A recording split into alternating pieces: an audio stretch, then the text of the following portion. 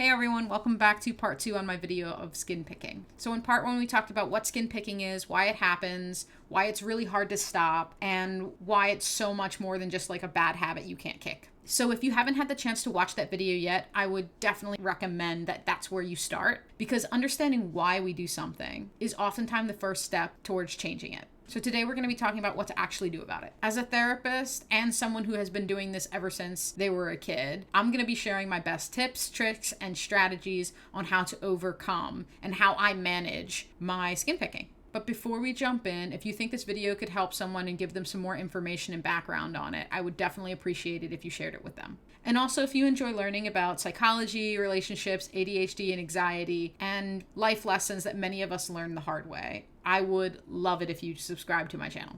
Once again, quick disclaimer, just because I am a licensed therapist doesn't mean I'm your licensed therapist. This video is strictly for educational and entertainment purposes only. All right then, let's dive in.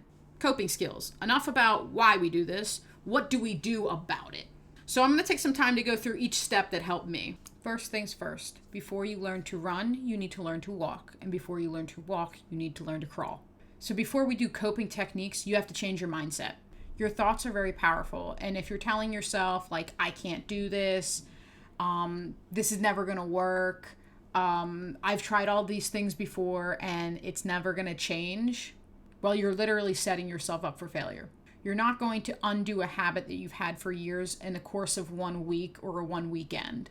So for me personally, I needed to adjust my unrealistic expectations that I had set for myself. So one of the biggest things that helped me was adjusting the way that I talk to myself. Instead of saying, I can't stop, I would change it to, I am not able to stop yet. And that one little word, yet, makes the whole conversation different, because it leaves just enough space for me to recognize that I do have some control. Instead of resigning to the thought that I have no ability to manage my impulses and that there's nothing that I can do to change. So stop using I can't as a cop-out, because it's keeping you stuck where you're at. Instead of beating myself up every time I slipped up, I got curious. Instead of giving up, I started getting into the habit of asking myself some questions, like what happened, what went right and what went wrong, and how I can use that information to do different the next time. You see, I shifted my focus on perfection to learning. And I started treating every failure as a lesson instead of a life sentence. I kept reminding myself this is an experiment and that I'm collecting data and that I'm learning about myself in the process, figuring out what works for me specifically through trial and error.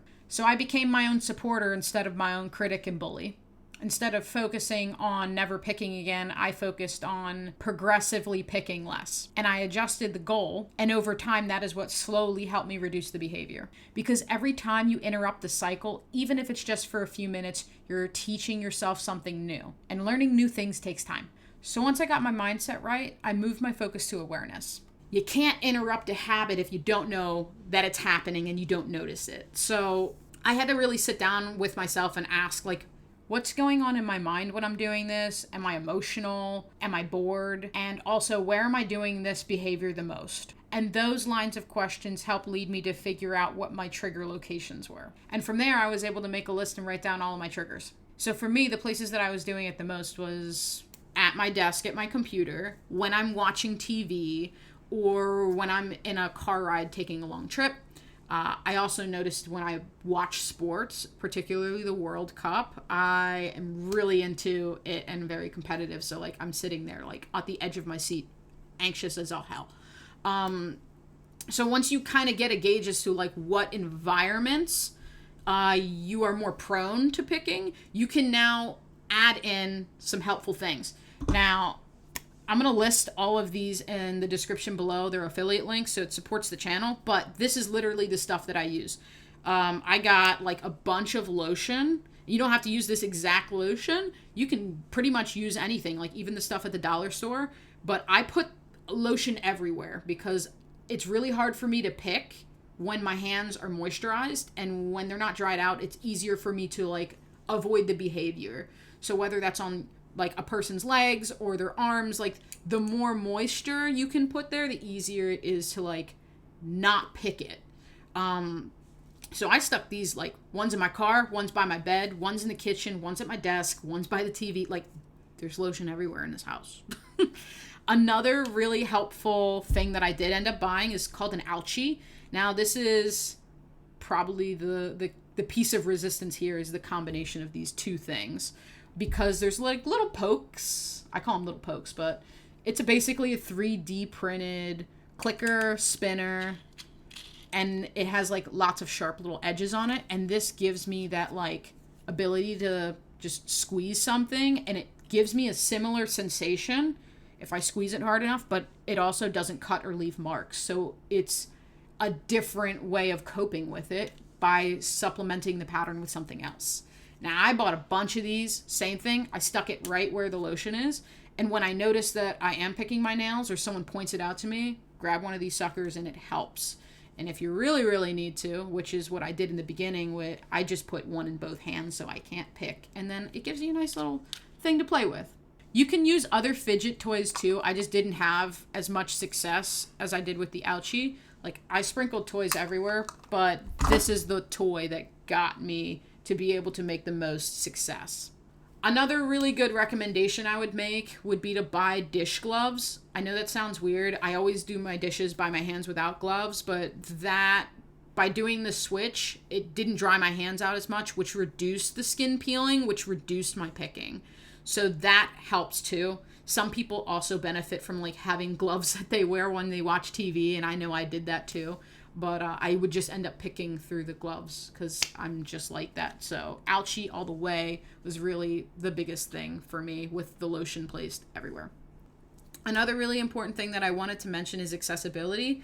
A fidget spinner at the bottom of a drawer or a hand lotion that's stuck in the bathroom is not going to help you if the majority of the time that you're picking is at your desk or at work or in your car. Like, you have to put it in the places that you're going to need it to give yourself the best chance of doing it. Like, when I stuck these lotions everywhere, I've used lotion before, it never worked. I've used fidget spinners before, it never worked. Well, that's because I never was there when I needed it. And so the more that I gave myself options to have a different alternative path, I was able to make a switch more easily compared to if I had to go and search for the objects that I needed in the moment. That wasn't going to happen. Next thing, hygiene habits.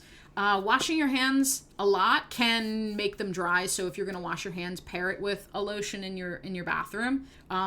For me, I did Brazilian Jiu-Jitsu, so I needed to keep my nails short. The shorter I kept my nails, the harder it was for me to pick, which helped. If you are a female, I would avoid staying away from the gel nails, because when I did the gel nails myself, I ended up just picking it off over time. It helped for a little bit, but as soon as it started peeling, it reinforced the negative behavior I was trying to break. So some people do well with acrylics. Some people don't. It's something that everyone has to play around with for themselves to see what's going to fit them best. For me, it's short nails. Ultimately, prevention beats repair. Like, the more things that you put in between you and the habit that you're doing, the easier it is to break. So if that is gloves or pimple patches or like long sleeves or long pants, if depending on where the location is that someone is picking, it can help a lot. Since I'm one of those individuals that struggles to recognize when I'm engaging in the behavior, I did really well with having an accountability partner. I told them how I wanted to be reminded, because a lot of times, like in my family, they'd be like, oh, there she's going again. Stop picking, stop picking. And the way that I wanted to be told was like, hey, you're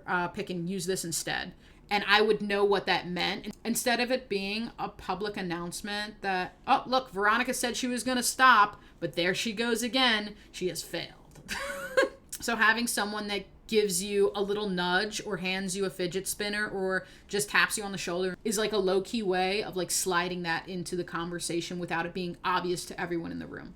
All right, before we wrap things up, I just wanted to share a few honorable mentions. These are things that I've tried personally over the years, and they might be worth experimenting with. One of the first things that comes to my mind is having like cuticle cutters or nail clippers nearby. So for me, if I've already picked something and damaged it, I'm able to trim it instead of continuing to pull and cause further damage. Another thing that people do is sometimes they'll file instead of peeling. So like if there's a rough edge on a fingernail, they'll file it down. This really didn't work for me because then I ended up picking the rough part on my cuticle instead. Another thing is after hot showers, I had to watch out for pruny hands or just like scabs. Since those were triggers for me, I ended up putting on lotion or Neosporin in those areas to prevent me from causing further damage. And it also helped me heal faster. Another thing is for a period of time as a teenager, I benefited from avoiding mirrors, because every time I did see myself in the mirror, I noticed like a red mark and continued to pick, and that created, like, of course, more red marks on my face to obsess about.